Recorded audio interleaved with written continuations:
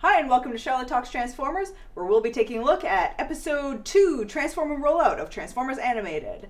So this one, little different right off the bat. Okay, before I talk about anything else, I want to talk about the theme song. Didn't get to cover that last episode. Really good. Really good. It's very, well, it's the original theme song, but with, like, a little extra something. It's a little bit more action-packed, a little action-oriented. It's really good.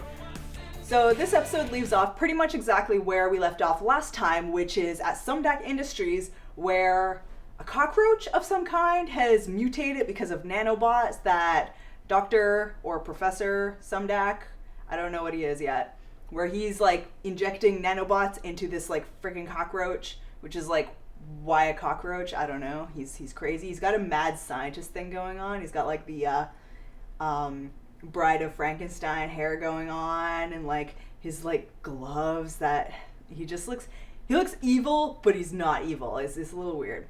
Anyways, so he basically made a mutant cockroach, and the mutant cockroach ended up waking up the Autobots with its weird sliminess.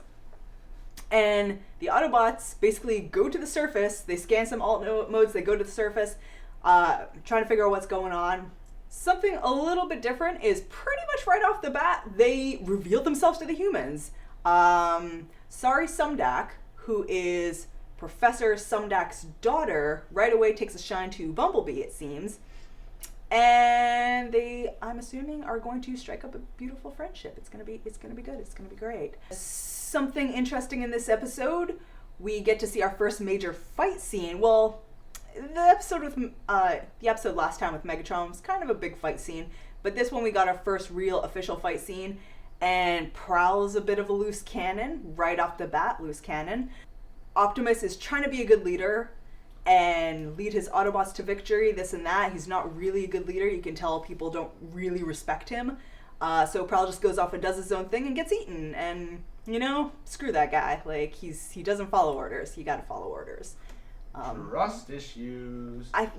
Prowl has a lot of trust issues. You can tell. He says some line about, like, the only one I can depend on is me. So Prowl's been hurt before, probably. I don't know his backstory yet.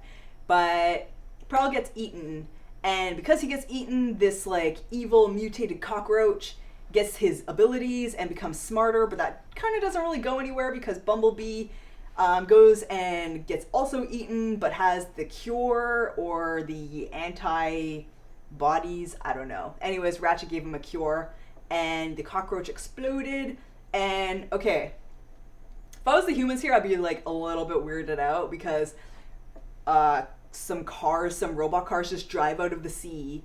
They transform into like autonomous robots, defeat like an evil cockroach, and then just drive right back into the sea. I'd be like, well, not the sea, like Erie. I'd be like, what? That's a little odd. We also meet Captain Fanzone, who doesn't seem to like machines, so I think that's gonna be a thing. And Bumblebee becomes his car, so that's a little weird. Prowl is gravely injured. They take him back to Teletran, where Ratchet is, gonna patch him up and stuff. And Sari comes with them by hitching a ride with Bumblebee, unbeknownst to the rest of the crew. And Bumblebee just kind of is like, I don't want anyone to know, so go over here for a bit. And Sari goes over there and then meets the Allspark, and they have some sort of weird effing conversation. And then the Allspark, like, takes her security pass and turns it into a key of some sort, and she then uses the key to heal Prowl in a very he has risen moment. Little odd, yeah. So looks like Sari now contains the power of the Allspark. Yeah, I don't know where that's gonna go. Probably somewhere awesome.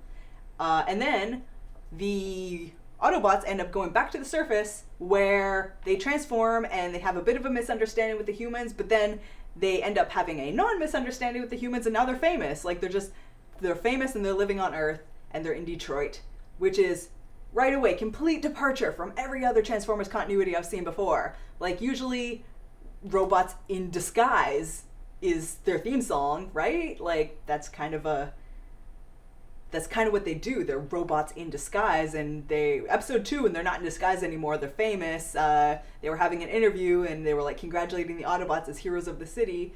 So, new dynamic. I love it.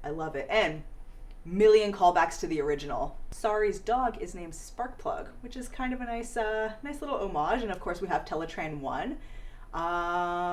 Right, Starscream.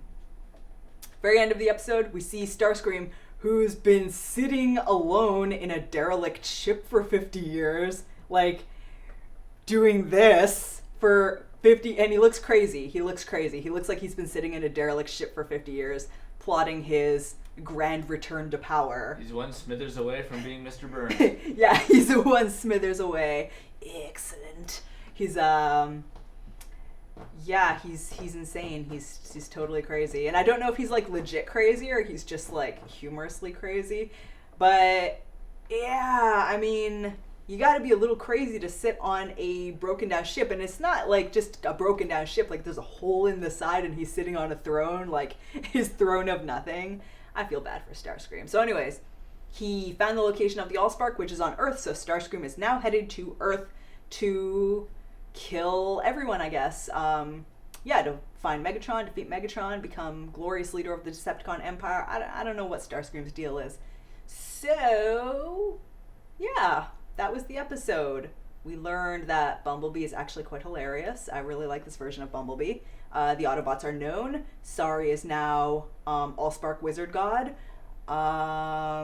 Starscream is plotting as he is wont to do. You know, if Starscream ever doesn't plot, let me know, because that's news. News that Starscream is plotting is like, is the sky blue today?